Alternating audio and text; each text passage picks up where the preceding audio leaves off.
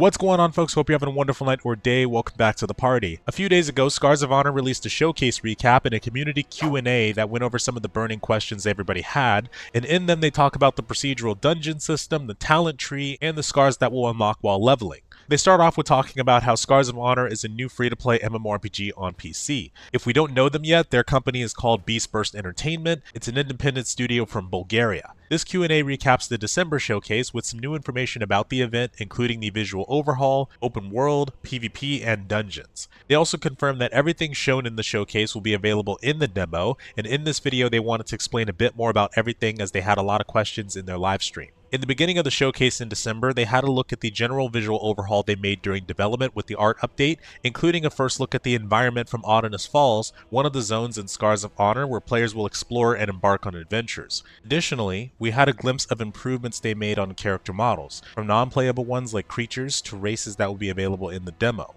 On top of the playable characters, they've shown us the improvements they've made on 4 different classes we'll be able to pick in the game, along with some of their abilities. The heavy frontline hitter, the Paladin, the Master of the Elements, the Mage, the Great Tactician, the Ranger, and the versatile Druid. If we're curious to experience all of the classes, everything is waiting for us on the brand new website where we will get to experience the most relevant and up-to-date information in Scars of Honor. In the showcase, they also explored the talent system, which is utilized to make our characters more powerful or unique, whether it's increasing stats or augmenting a spell. In addition to the talent system allowing us to allocate points in any direction we want, if we ever change our mind, we can always respec nodes to find the perfect combination. One of the coolest things about Scars of Honor is in this game you'll have the ability to customize your playstyle with scars. As we'll level up, we'll unlock them, and they allow us to mold our character so that even if we're playing the same class as someone else, our playstyles could be very different. In this Q&A, they present the question asked by the community: are scars mandatory or optional? Do all players get them, or only if they choose? The answer is scars are part of the natural progression. We'll obtain them as we level up and as we defeat elites or bosses, and they're designed specifically for us.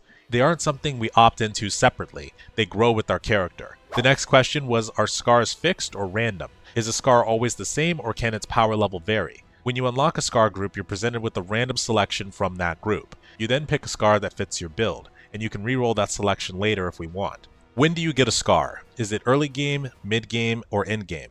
Is it tied to bosses or progression milestones? You obtain scars through progression when we level up or when we defeat elites or bosses. They're tied to milestones and challenges throughout the journey, not just the end game. The next question is, do scars affect gameplay or just stats? Are they role defining or just numeric bonuses like armor? Scars don't add just stats, they apply bonuses and spell modifications, meaning they directly affect how your character plays, and it's not just numbers. The next section talked about how combat in Scars of Honor is primarily tab target focused, but it includes action-based settlements depending on the type of ability used. When they revealed more about the combat on the showcase, we as the community also had more questions for this. The first question was, do spells require aiming or require auto-targeting? Both. Some spells require a target and will lock on automatically, while others are aimed at using skill shots or decals. The next question was, is this intentional or still being refined? The hybrid combat system is intentional, but some animations and transitions are still being refined. What we saw in the showcase is an in-progress build, which is something their team continues to iterate on. In the last showcase, they also covered that their dungeons are procedural. To elaborate more on this, the layout of the dungeon will also be different on every run. Every path we take will always present a different challenge, whether it's a difficult combat encounter or some other obstacle, until we ultimately reach the boss. Once we clear a dungeon and replay it, it generates a different layout, and what dangers lie ahead won't be the same every time. As we progress, our party is presented with multiple different paths forward, and we must decide which path to take. Each choice applies a dungeon modifier that applies both the bonus and a penalty that affects the rest of the run. This creates a constant risk versus reward decision where players choose between pushing for greater rewards or playing it safer. Dungeons also scale over time. As higher tiers are unlocked, runs become longer and more challenging, with more rooms, more enemies, and tougher encounters. On the showcase, they also revealed more about the open world. The questing system in the game gives us real player agency. Our decisions impact the world, and it remembers and reacts to it positively or negatively. As far as the life skills go, we gather materials through activities like mining, woodcutting, and fishing, and with them we can craft better gear or items that can be useful for our next dungeon runs, for example. As we can see, the world of Scars of Honor is meant to be huge, and because of that, that's why they're bringing the game to Steam. But the Steam page isn't just a store, it's a community hub where exclusive content like their first developer diary can be found.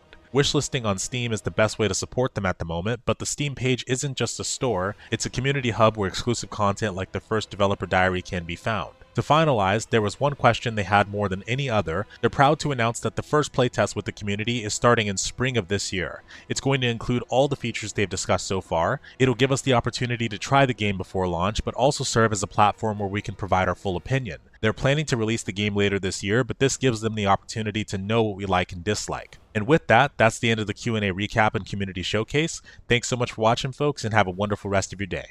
Farewell.